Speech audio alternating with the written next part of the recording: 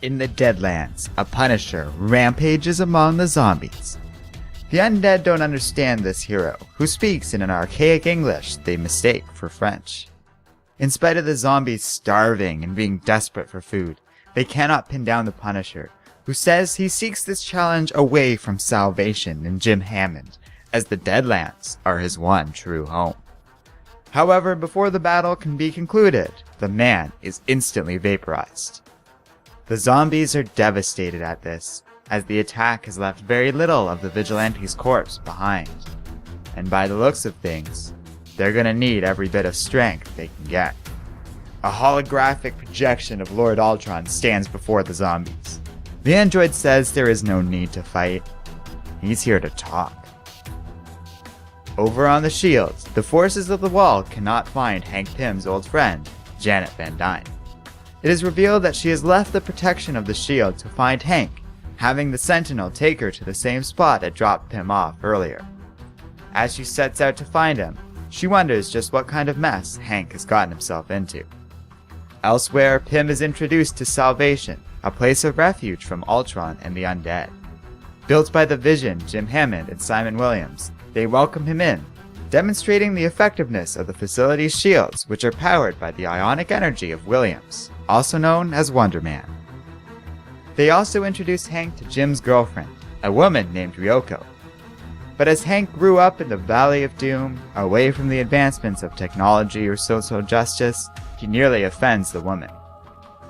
But she is understanding and Hank is apologetic, vowing not to make anyone else in Salvation feeling uncomfortable, and understanding that the people here must be from a lot of different areas of Battleworld. The trio then explained to Hank how Salvation was built. Jim Hammond is an artificial man, but has no idea how or when he was built. He has vague memories of a war, but the only thing he knows for certain is that Ultron found him and Simon Williams and used them to build the Vision. Together, the three men watched as Ultron killed humanity and seized a part of this world, so they rebelled. They escaped Ultron's clutches and found other survivors, and together, they built Salvation. But every day, Ultron gets stronger and more powerful, while Salvation's barriers must occasionally tap into Wonder Man's powers to stay intact. It's a temporary solution and one that, sooner or later, will fail. That's where Hank comes in. The trio explains how another version of Hank Pym built the first Ultron. But this version of Hank says he simply lacks the education or knowledge to help. He doesn't understand electronics or even words like artificial or synthetic. But Jim Hammond and the others know they have no other choice here. They show him a lab filled with everything they managed to smuggle out of perfection concerning Ultron's original construction, but Hank says it'll take a lifetime before he can understand any of this. Simon says they don't have that long to wait, but they do have a little bit of time. After all, Ultron is constantly at war with the zombies too. At that moment in perfection, Ultron has some visitors. The android says it can't be trusted, but neither can his guests. However, they're both going to need to take a risk and work together. If they're successful, they will be able to conquer all of Battleworld and split it up amongst themselves. The zombified Magneto replies that if this is the case, Ultron has a deal.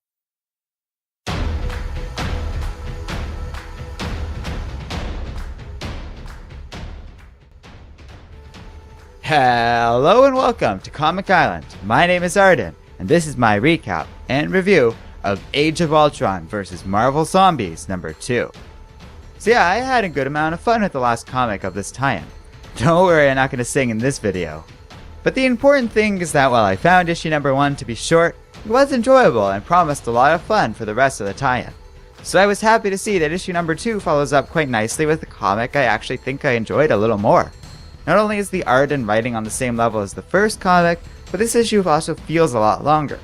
What I mean by that is while both of these issues are the same length in terms of pages, issue number 2 feels like it has a lot more going on each page and thus a much more substantial story.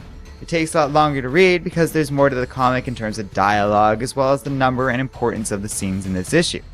We got a lot of plot threads introduced here, and I'm really interested in seeing them being followed up on in issue 3.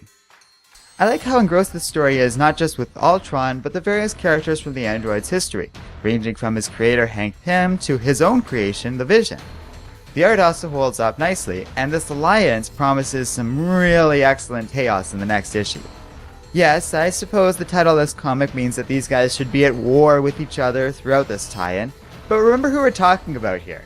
Betrayal is so likely from either Ultron or the zombies, it should practically be expected. So yeah, I recommend you check out this issue for yourself.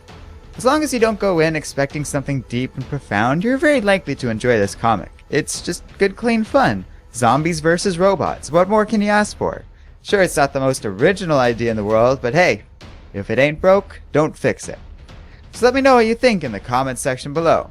And as always, don't forget to like, subscribe, and keep reading comics.